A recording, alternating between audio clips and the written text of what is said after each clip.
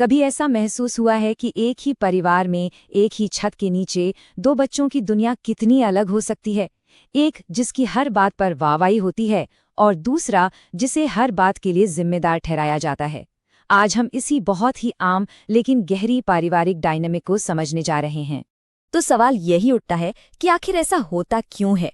देखिए, ये सिर्फ किसी एक बच्चे को ज्यादा पसंद करने या पक्षपात की बात नहीं है। इसके पीछे एक पूरा साइकोलॉजिकल ड्रामा चलता है जिसके अपने नियम हैं और अपनी अपनी भूमिकाएं। तो चलिए इन भूमिकाओं के पीछे की असल वजहों को जानते हैं। सबसे पहले चलिए उन किरदारों को पहचानते हैं जिन्हें हम सब ने अपनी जिंदगी में कहीं ना कहीं जरूर देखा होगा, शायद अपने घर में या दोस्तों के परिवारों में। जैसा कि साफ है, एक तरफ है आदर्श बच्चा या गोल्डन चाइल्ड। ये वो है जिसे कभी कोई गलती हो ही नहीं सकती। परिवार की सारी उम्मीदों का बोझ इसी के कंधों पर है। और दूसरी तरफ है बलि का बकरा या स्केपगोट। इसे परिवार की हर मुश्किल के लिए जिम्मेदार ठहरा दिया जाता है, फिर चाहे उसकी गलती हो भी या नहीं। पर जैसा मैंने कहा, ये मामला सिर्फ किसी को पसंद या नापसंद करने का नहीं है। साइकोलॉजी हमें बताती है कि इसके पीछे एक पूरा सिस्टम काम करता है, एक पारिवारिक व्यवस्था, और इसका एक बहुत खास मकसद होता है।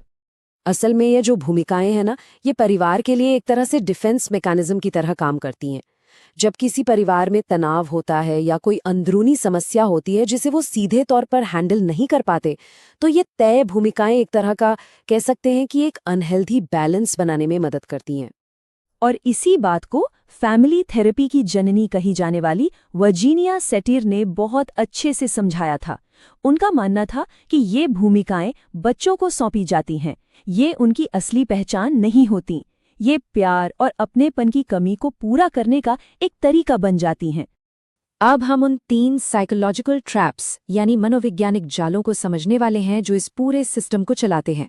और ये जानकर शायद आपको हैरानी होगी कि ये सब कितने गहरे स्तर पर काम करता है। पहला जाल है कंडीशनल पॉजिटिव रिगार्ड, यानी सशर्त सकारात्मक सम्मान। सोचिए, एक बच्चे को प्यार सिर्फ तब मिलता है जब वो अच्छे मार्क्स लाता है या रेस में फर्स्ट आता है। मतलब प्यार मुफ्त में नहीं मिलता, उसे कमाना पड़ता है। और ये एक बहुत ही खतरनाक मैसेज देता है कि तुम जैसे हो वैसे काफी नहीं हो, तुम्हें प्यार और सम्मान कमाने के लिए कुछ बनना पड़ेगा। ये सोच किसी के भी आत्मसम्मान की नींव को हिलाकर रख सकती है। और इसका असर कितना दुखद होता है ना? एक बच्चा अपनी पूरी जिंदगी अपनी कीमत साबित करने की दौड़ में निकाल देता है, जबकि दूसरा ये मानकर बड़ा होता है कि शायद उसके अंदर ही कोई बुनियादी कमी है। दूसरा जाल है जिसे साइको एनालिस्ट कैरन हॉर्नी ने चाहिए का अत्याचार कहा था।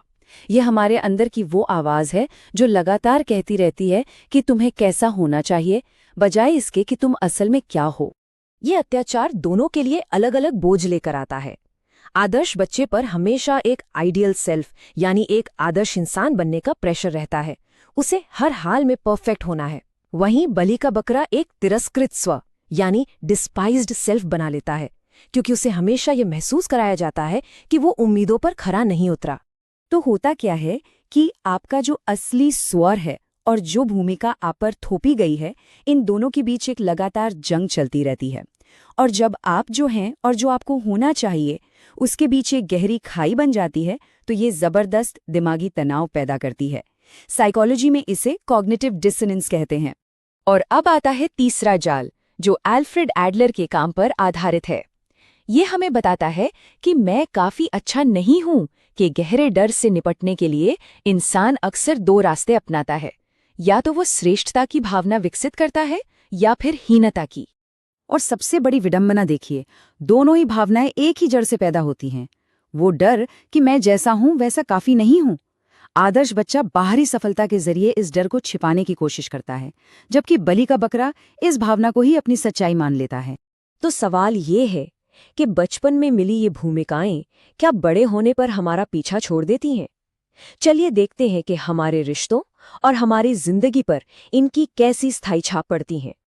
ये सिर्फ बचपन की भूली बिसरी यादें नहीं हैं, ये वो गहरे साइकोलॉजिकल पैटर्न हैं जो हमारी पूरी अडल्ट लाइफ को आकार देते हैं।